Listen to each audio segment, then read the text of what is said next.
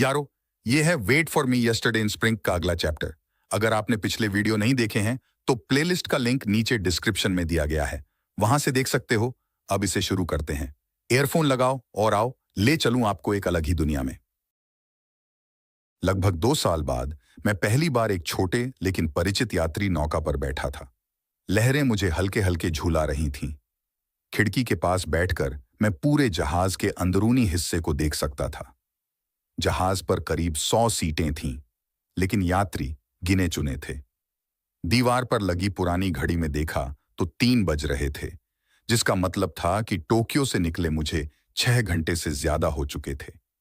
खिड़की के किनारे अपनी कोहनी टिकाते हुए मैंने सिर हाथ पर रखा और हल्की सी उदास सांस ली, मानो पुराने दिनों की यादें ताजा हो गई हों।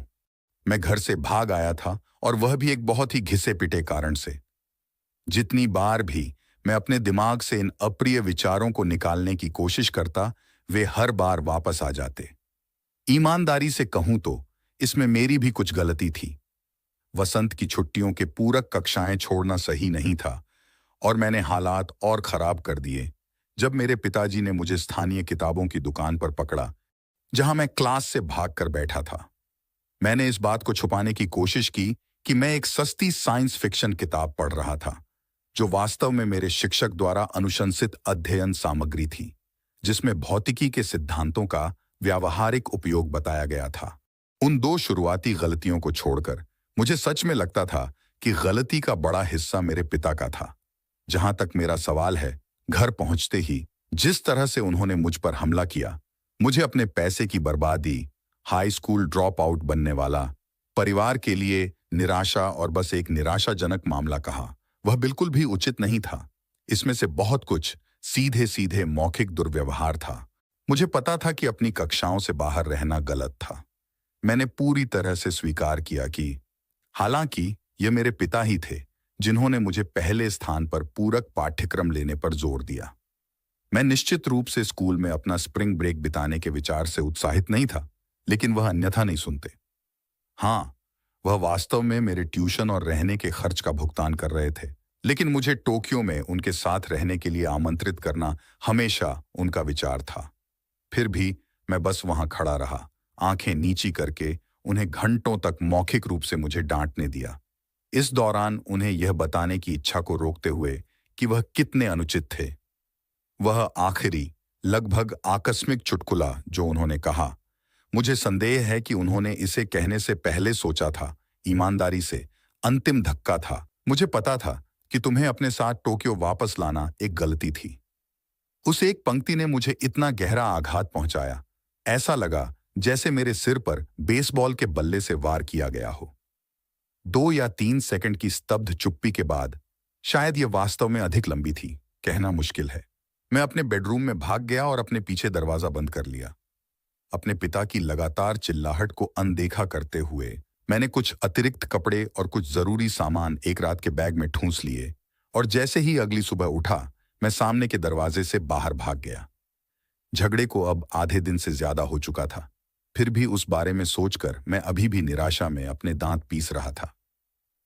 बेवकूफ कमीना, मैंने अपनी सांसों में शाप दिया।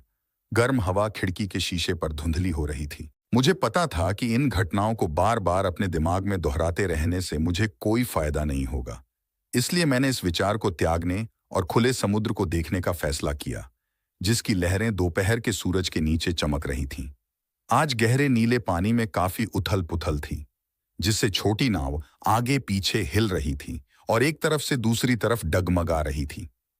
इससे मुझे वास्तव में थोड़ा सा समुद्री बीमारी होने लगी थी। हालांकि यह संभव था कि अशांति का इससे कोई लेना देना ना हो सकता है कि मैंने अकेले चिंता के कारण खुद पर मतली लादी हो। मैं फिर भी अपनी सीट से उठ खड़ा हुआ और ताजी हवा लेने के लिए जहाज के आगे की ओर चला गया। जिस क्षण मैंने डेक पर कदम रखा, एक तेज हवा ने मेरी स्वेटशर्ट के हुड को खींच लिया और उसे मेरी गर्दन के पीछे तेजी से फड़फड़ाने लगा। शुरुआती वसंत की हवा मेरी त्वचा पर थोड़ी बर्फीली महसूस हुई, बिना हवा के ठंडक के मुकाबले ज्यादा, लेकिन इसने मुझे बिल्कुल वही ताजगी दी जिसकी मुझे तलाश थी। ठंडी हवा ने मुझे मेरे अवसाद के चक्र से बाहर निकाल दिया। मैं पहले से ही फिर से ज्यादा जिंदा महसूस कर रहा था। मैंने चारों ओर देखा, लेकिन हवा से उड़ाए गए डेक पर कोई और लोग नहीं खड़े थे। नपे तुले कदमों से मैं आगे की ओर बढ़ा, जहां मैं जहाज के सामने रेलिंग पर झुक गया। हमारे ठीक सामने मैं हमारी मंजिल देख सकता था, वह छोटा सुदूर द्वीप जिसे मैं कभी अपना घर कहता था, लेकिन पिछले 2 सालों से वहां नहीं गया था। सोदेशिमा। हमने जल्द ही सोदेशिमा बंदरगाह पर बंदरगाह बनाया। मैंने अपना रात भर का बैग अपने कंधे पर लटकाया और उतरने के लिए तैयार हो गया। हालांकि जैसे ही मैं नौका से उतरा और बंदरगाह से बाहर निकला, मैंने देखा कि सड़क के दूसरी तरफ फुटपाथ पर कोई व्यक्ति चल रहा था जिसे मैं पहचानता था। हालांकि उसके बाल 2 साल पहले की तुलना में थोड़े लंबे थे, लेकिन मैं उसके सांवले बालों और प्रभावशाली कद को कहीं भी पहचान सकता था। मैंने अकितो होशिना को देखा था। जब मैं सोदेशिमा में रहता था तो वह एक सेलिब्रिटी के सबसे करीब था जिसे यह छोटा द्वीप दावा कर सकता था। अपने असाधारण एथलेटिकिज्म और बेसबॉल कौशल के साथ उन्होंने अकेले ही हमारे अनाम हाई स्कूल की बेसबॉल टीम को कोशिएन में राष्ट्रीय स्तर पर पहुंचाया। एक ऐसी उपलब्धि जिसने उन्हें काफी समय तक शहर की चर्चा का विषय बना दिया। वह एक ऐसा लड़का था जिसे द्वीप का हर युवा लड़का बनना चाहता था, जिसमें मैं भी शामिल था। यह देखते हुए कि वह मुझसे 3 साल बड़ा था, वह अब 20 साल का हो गया होगा, मुझे आश्चर्य हुआ कि वह आजकल क्या कर रहा होगा। अतीत में हमारी कुछ बहुत ही संक्षिप्त बातचीत हुई थी, इसलिए मैंने उसे नमस्ते कहने के लिए पुकारने के बारे में सोचा, लेकिन जब तक मैंने अपना मन बनाया, वह पहले ही आउटबाउंड फेरी के टिकट कार्यालय में गायब हो चुका था। मैंने आधिकारिक तौर पर अपना मौका खो दिया था। ठीक है, शायद अगली बार। मैंने तय किया कि अगर कोई और मौका आया तो मैं उससे और भी दृढ़ता से बात करूंगा। मैं टिकट ऑफिस से दूर उस जगह की ओर मुड़ा जहां मुझे पता था कि मैं कुछ समय के लिए ठहर सकता हूं। मेरी दादी का घर। बंदरगाह के आसपास स्थित पर्यटन कंपनियों और पारंपरिक शैली की सराय के कुछ ब्लॉकों से गुजरने के बाद मैं खड़ी और संकरी आवासीय सड़कों पर अंतर्देशीय की ओर बढ़ गया। हालांकि मेरा जन्म टोक्यो में हुआ था, लेकिन मैंने अपना अधिकांश जीवन सोदेशिमा में बिताया। अब मैं किसी भी हाई स्कूल आयु वर्ग के टोक्यो वासी से अलग जीवन जी रहा था, लेकिन यह पोडंक सोदेशिमा में ही था जहां मैंने प्राथमिक और जूनियर हाई स्कूल में पढ़ाई की, जो मेरे सबसे रचनात्मक वर्ष थे। सोदेशिमा मेरे लिए टोक्यो से कहीं ज्यादा गृहनगर था। कोई भी व्यावहारिक रूप से यह कह सकता है कि यह मेरे घर से भागने का मामला नहीं था, बल्कि एक तरह की घर वापसी थी। ऐसा नहीं है कि इस अंतर ने कुछ भी बदल दिया। चीजों के न बदलने की बात करते हुए मैंने खुद से सोचा कि जब मैंने सोदेशिमा की सड़कों पर ऊपर और नीचे देखा तो पिछले 2 वर्षों में बहुत अधिक विकास की कमी देखी। सब कुछ ठीक वैसा ही था जैसा मैंने याद किया था। इन मोहल्लों की सड़कों पर पुराने जापानी शैली के घरों के अलावा कुछ भी नहीं था और एक भी आधुनिक इमारत नजर नहीं आती थी। यह एक भयानक ठहराव का स्तर था जो नॉस्टैल्जिया को जगाने से कहीं आगे निकल गया, सीधे दिमाग को सुन्न करने वाले ठहराव के दायरे में। करीब 10 मिनट तक पहाड़ी पर चढ़ने के बाद मैं 1-2 मंजिला लकड़ी के घर के सामने रुका, जिसके गेट पर फोनामी लिखा हुआ था। मैं घर था। जैसा कि मैं हमेशा की तरह उस जर्जर दरवाजे से जूझ रहा था जो अपने चौखट में ठीक से फिट नहीं हो रहा था। मैंने घर में आवाज लगाई और मेरी दादी जल्दी से लिविंग रूम से बाहर आईं और मेरा अभिवादन किया। घर में स्वागत है, काने, उसने कहा। उसके चेहरे की गहरी झुर्रियां खींचकर एक चौड़ी और सुखदायक मुस्कान में बदल गईं। वह पहले से ही 80 के दशक के उत्तरार्ध में थी, लेकिन हमेशा की तरह सीधी खड़ी थी, तीर की तरह सीधी। सभी खातों से वह अपनी उम्र के हिसाब से बेहद फुर्तीली थी। उसका उत्कृष्ट स्वास्थ्य एकमात्र ऐसी चीज थी जिसे देखकर मैं आभारी था कि पिछले 2 वर्षों में वह वैसी ही बनी रही। अरे दादी, मैंने वापस मुस्कुराया, बहुत दिनों से नहीं मिले। इससे पहले कि मैं खुद को लंबी बातचीत में घसीटने दूं, मैं अपनी चीजें रखने के लिए ऊपर चली गई। मैंने अपने पुराने बेडरूम में कदम रखा और पाया कि सब कुछ, मेरा बिस्तर, मेरी किताबों की अलमारियां, मेरी डेस्क, लगभग वैसा ही था जैसा मैंने 2 साल पहले छोड़ा था। एकमात्र ध्यान देने योग्य अंतर यह था कि कोई इसे नियमित रूप से साफ कर रहा था, क्योंकि वहां धूल का एक कण भी नहीं था। अब जबकि सर्दी खत्म हो चुकी थी, मेरे बिस्तर पर भी एक पतली वसंतकालीन रजाई बिछा दी गई थी, जो संभवतः मेरी दादी की वजह से हुआ था। मैंने अपना रात भर का बैग फर्श पर रख दिया और फिर कमरे से बाहर निकल गया।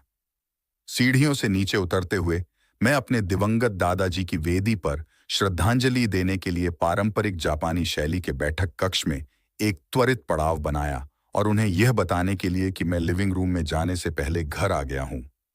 मैं अपनी दादी के सामने कम डाइनिंग टेबल पर फर्श पर कुशन पर क्रॉस लेग्ड बैठ गया और सीधे मुद्दे पर आ गया। तो हाँ, जैसा कि मैंने आज सुबह आपको फोन पर बताया था, मैं शायद थोड़ी देर के लिए यहां रहने वाला हूं। मैंने शुरू किया। आपके पिताजी के साथ उस छोटी सी झड़प की वजह से मैं इसे ले सकता हूं? उसने जवाब दिया। हाँ, रुको, क्या मैंने आपको पहले ही इसके बारे में बता दिया था? नहीं, तुमसे फोन पर बात खत्म होने के कुछ ही देर बाद उसने मुझे फोन किया। उसने कहा कि तुम इस तरफ आ रहे हो और अगर तुम आओगे तो तुम्हें परेशानी से दूर रखने के लिए कहा। ओह, उसने ऐसा किया? क्या उसने? लगता है तुम्हारे बूढ़े पिता ने तुम्हें सब कुछ समझ लिया है, उसने चिढ़ाते हुए कहा, एक शरारती कहानी की किताब की चुड़ैल की तरह हंसते हुए। मेरे पिता ने मेरी हर हरकत का इतनी आसानी से अनुमान लगा लिया था, जिससे मुझे शर्म और आक्रोश का एक अजीब मिश्रण महसूस हुआ। पता था कि मुझे कहीं और भाग जाना चाहिए था। ओह, प्लीज, मानो तुम्हारे पास कहीं और जाने के लिए भी कोई जगह हो। इसके अलावा ऐसा नहीं है कि तुम्हारे पास अपने स्प्रिंग ब्रेक के साथ करने के लिए कुछ बेहतर है ना? बस कुछ समय के लिए सोडेशिमा में आराम से रहो। बड़ा त्योहार आने वाला है, तुम्हें पता है। मैं उस बेवकूफी वाली चीज में नहीं जा रहा हूं दादी। तुम्हें पता है, मुझे बड़ी भीड़ से नफरत है। फिर भी तुम टोक्यो में रहना चाहती थी। मैं इसे कभी नहीं समझ पाऊंगा। यह बिल्कुल अलग तरह की भीड़ है दादी, मैंने अस्वीकृति पूर्वक कहा। मेज से एक मैंड्रिन उठाया और छिलका छीलना शुरू किया। इससे पहले कि मैं संतरे का पहला टुकड़ा अपने मुंह में डाल पाती, मैंने सामने के दरवाजे के खुलने की आवाज सुनी। मैं घर आ गई। उह, क्या? निश्चित रूप से ये मेरी छोटी बहन एरी थी, जो अब मुंह खोले हुए लिविंग रूम के दरवाजे पर खड़ी थी। जब मैंने उसे आखिरी बार 2 साल पहले देखा था, तब से वह थोड़ी बड़ी हो गई थी, जिससे अब वह 14 साल की हो गई होगी। सोचने पर उसकी एक बार उलझी हुई चोटियां अब कुछ ज्यादा ही फैशनेबल हो गई थीं। एक नीचे लटकती हुई साइड पोनीटेल। हालांकि जिस चीज ने मेरी आंखों को सबसे ज्यादा आकर्षित किया, वह थी उसकी नाविक शैली की स्कूली छात्रा वर्दी। मेरी छोटी एरी ने अपना लाल रंग का प्राथमिक विद्यालय का बैकपैक उतार दिया था और अब वह पूरी तरह से किशोरी बन गई थी। उसके बड़े भाई के रूप में यह निश्चित रूप से एक अजीब भावना थी। अरे एरी, मैंने कहा, काफी समय हो गया है ना? तुम अभी क्लब मीटिंग या कुछ और से वापस आए हो? तुम यहां क्यों हो? उसने संक्षिप्त रूप से उत्तर दिया। उसकी आंखें सिकुड़ गईं। वाह, ठीक है, यह आपके प्यारे भाई का अभिवादन करने का एक तरीका है जिसे आपने वर्षों से नहीं देखा है, मुझे लगता है। क्या दादी ने आपको नहीं बताया कि मैं आ रहा हूं? उन्होंने बताया था। मैं पूछ रहा हूं कि तुम यहां क्यों हो? उसके शब्द तीखे थे।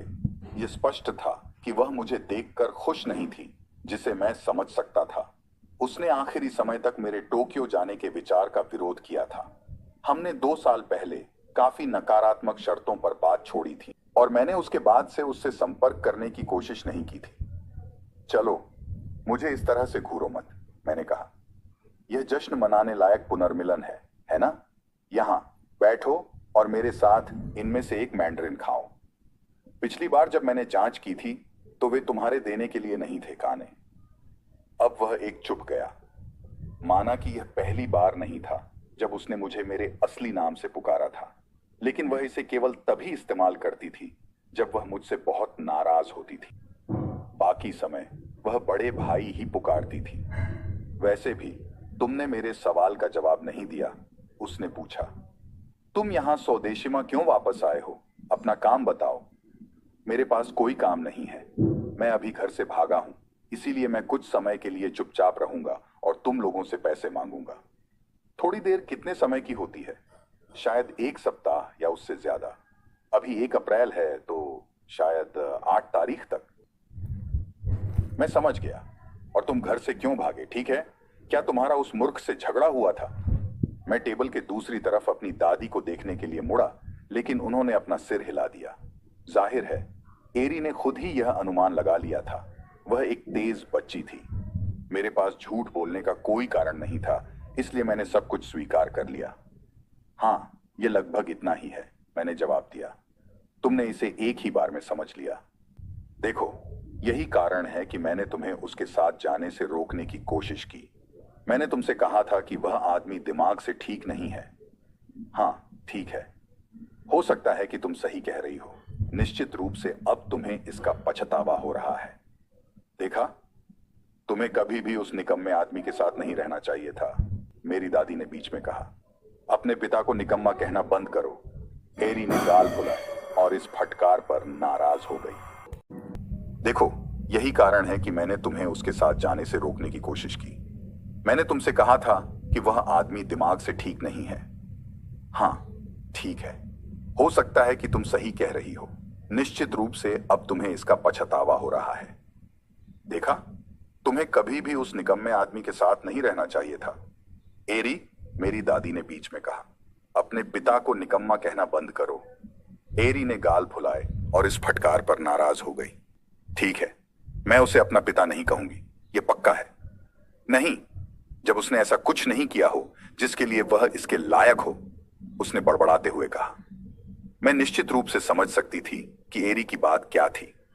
मूल रूप से हम चारों, मैं, एरी, मेरे पिता और मेरी मां, सभी टोक्यो में एक साथ रहते थे। जब मैं 6 साल की थी और एरी मुश्किल से 3 साल की थी, तो हमारे माता पिता का तलाक हो गया, क्योंकि यह पता चला कि मेरी मां का किसी और के साथ संबंध था। मैंने कभी भी सारी गंदी बातें नहीं सुनी, लेकिन इतना कहना ही काफी है कि मेरी मां ने हमारे परिवार के प्रति अपना कोई भी संभावित लगाव पूरी तरह से खो दिया था। वह पूरी कस्टडी मेरे पिता को सौंपने से बहुत खुश थी। ध्यान रहे, मुझे यकीन नहीं था कि मेरे पिता वास्तव में हम दोनों की कस्टडी चाहते थे या नहीं। मैंने इस बारे में बहुत गहराई से नहीं सोचना पसंद किया। असलियत यह थी कि उन्होंने हमें अपनी दादी के साथ सोडेशिमा में रहने के लिए भेजने में कोई समय बर्बाद नहीं किया, जबकि वे टोक्यो में रहे, जहां उन्होंने लगभग 1 दशक तक हमारी पूरी तरह से उपेक्षा की। मुझे पूरी तरह से समझ में आ गया कि एरी को वह एक बेकार क्यों लगा, यह देखते हुए कि वह व्यावहारिक रूप से याद करने के लिए बहुत छोटी थी। तब से वह हमारे साथ नहीं रहा था। एरी के लिए वह सड़क पर किसी भी बूढ़े अजनबी से बिल्कुल अलग नहीं था। मैंने कभी भी उनके बारे में ऐसा महसूस नहीं किया, कम से कम मेरे जूनियर हाई स्कूल के वर्षों के दौरान तो नहीं। जब उन्होंने मुझसे 8वीं कक्षा में पूछा कि क्या मैं टोक्यो में हाई स्कूल जाने में दिलचस्पी रखता हूं, तो मैंने उनके प्रस्ताव को स्वीकार कर लिया और जूनियर हाई स्कूल से स्नातक होने के तुरंत बाद बड़े शहर में चला गया। हालांकि स्पष्ट रूप से मेरे निर्णय का मेरे पिता पुत्र के रिश्ते को फिर से जगाने की इच्छा से कम और सोडेशिमा से पूरी तरह से मोहभंग होने से ज्यादा लेना देना था। चलो अब एरी, हमारे साथ बैठो, मेरी दादी ने धीरे से विनती की और एरी ने उनकी बात मान ली और उनके ठीक बगल में बैठ गई। मैं हमारे लिए चाय बनाने जा रही हूं। जब तक मैं जाऊं, तुम बच्चे थोड़ा आराम कर सकते हो, ठीक है? एरी ने चुपचाप सिर हिलाया और मेरी दादी ने खुद को ऊपर उठाया और रसोई की ओर चली गई। मैं अपनी बहन के सामने बैठा था, जो अब शर्म से अपना सिर नीचे झुका रही थी। वह हमेशा से ही दादी की बहुत बड़ी लाडली रही है, इसलिए शायद उसे इस तरह डांटना एक झटका था। जहां तक एरी का सवाल है, दादी और मैं ही उसके परिवार के एकमात्र सदस्य थे, इसलिए यह समझ में आता है कि वह मुझे टोक्यो जाने से रोकने के लिए इतनी बेताब थी। जब मैंने इस तरह से बात की तो मुझे वास्तव में उसके लिए बहुत दुख हुआ। ओह चलो, इसे अपने ऊपर हावी मत होने दो, मैंने उसे आश्वस्त करने की कोशिश की। जिस आदमी ने इसे शुरू किया था वह कहता है, यह बहुत बुरा है, उसने मुंह बनाया। हम विषय क्यों नहीं बदलते? तुम अब जूनियर हाई में हो? यकीन नहीं होता। क्या तुम कोई खेल या स्कूल के बाद की गतिविधियां कर रही हो? जैसे तुम्हें कोई परवाह भी हो। अगर तुम मेरे जीवन के बारे में इतनी ही उत्सुक हो तो तुमने पिछले 2 सालों में कभी फोन क्यों नहीं किया या मिलने क्यों नहीं आई? अच्छा, मेरा मतलब है, यह थोड़ा अजीब लगा, तुम्हें पता है, खासकर तब जब तुमने मुझे टोक्यो जाने से रोकने के लिए जी जान से लड़ाई लड़ी। मुझे यकीन नहीं था कि तुम मेरी कोई भी बात सुनना चाहोगी। वाह, मुझे नहीं पता था कि तुम इतनी डरपोक हो, उसने व्यंग्य किया। हाँ, कभी कभी लोगों से बात करना बहुत अजीब हो सकता है काने, लेकिन इसका मतलब यह नहीं है कि तुम्हें अपने जीवन से किसी परिवार के सदस्य को निकाल देना चाहिए। मुझे विश्वास नहीं होता कि तुम इतनी मूर्ख हो। हम यहाँ सामान्य शिष्टाचार की बात भी नहीं कर रहे हैं, ये सिर्फ सामान्य ज्ञान है। हेश, क्या तुम्हें सच में मेरी इतनी याद आती थी? हाँ, उसने उपहास किया। तुम क्या हो बेवकूफ? बिल्कुल नहीं। देखो, यही तो मैं बात कर रही हूं। तुम्हारा एक पुराना मामला है, किसी भी मुश्किल परिस्थिति में हमेशा सबसे खराब संभव बात कहने का। मुझे लगता है कि शायद तुम्हारे टोक्यो में ज्यादा दोस्त नहीं होंगे, है ना? माफ करना, मैंने झल्लाकर कहा। ज्यादा नाराजगी इस बात से थी कि वह सही थी, किसी भी चीज से ज्यादा। देखो, मैं मानता हूं कि मुझे संपर्क में रहने की कोशिश करनी चाहिए थी, जरूर। तुम्हारे लिए भी यही कहा जा सकता है। तुम जानते हो, तुम मेरा फोन नंबर जानते थे। तुम जब चाहो मुझे फोन कर सकते थे, लेकिन तुमने नहीं किया। माफ करना, तुमसे संपर्क करना मेरा काम क्यों होना चाहिए जब तुम ही भाग गए और हमें छोड़ दिया? कोई भी व्यक्ति जिसके पास थोड़ा भी दिमाग हो, वह इस बात से सहमत होगा कि कटुता को दूर करना तुम्हारा काम था। काने, तुम्हारे शरीर में वाकई कोई संवेदनशील हड्डी नहीं है, है ना? इसका मेरे असंवेदनशील होने से कोई लेना देना नहीं है, और तुम यह जानते हो। वैसे भी, क्या तुम मेरा नाम उस कृपालु स्वर में कहना बंद कर दोगे? कूनिए, तुम बेवकूफ लग रहे हो। अब समय आ गया है कि तुम इस छोटे विद्रोही दौर से बाहर निकलो और मुझे एक अच्छी छोटी बहन की तरह बड़ा भाई कहना शुरू करो, या मुझे कहना चाहिए बड़ा बुडर। क्या तुम्हारा मतलब है जब मैं 5 साल का था? मुझे उल्टी मत करवाओ। अगर कोई यहां विद्रोही दौर से गुजर रहा है तो वह तुम हो। क्या तुम घर से भागने के लिए थोड़े बूढ़े नहीं हो गए हो क्योंकि डैडी ने तुम्हें पागल कर दिया है? चुप रहो, तुम्हें नहीं पता कि क्या हुआ। उसने मेरा हाथ मजबूर किया। ओह कृपया, शायद तुम स्कूल छोड़ते हुए पकड़े गए हो और उसने तुम्हें इसके लिए डांटा है। यह स्कूल नहीं था, यह सिर्फ एक पूरक पाठ्यक्रम था, ठीक है? क्या तुम दोनों इसे पहले ही बंद कर दोगे? मेरी दादी की तेज आवाज एक गड़गड़ाहट की तरह गूंज उठी जब वह लिविंग रूम में वापस आई, कुछ कप और एक छोटी चायदानी के साथ एक ट्रे लेकर। एरी, अपने भाई को इस तरह से गुस्सा दिलाने की कोशिश करना बंद करो। क्या नहीं, वह वही था जो एरी हकलाते हुए बोली। और तुम काने, तुम उसके बड़े भाई हो, तुम्हें यहां परिपक्व होना चाहिए। तुम खुद को इतनी आसानी से उत्तेजित नहीं होने दे सकते। ठीक है, जो भी तुम कहो दादी, मैंने आह भरी, फिर मेज से उठकर दरवाजे की ओर बढ़ गया। तुम कहां जा रहे हो? उसने मुझे पीछे से पुकारा। दोस्तों, यह था इस चैप्टर का एक्सप्लेनेशन। उम्मीद करता हूं कि आपको वीडियो पसंद आया होगा। अगर आपने यहां तक वीडियो देखा है तो एक लाइक जरूर करते जाना यारो, और अगला वीडियो जल्दी ही आएगा।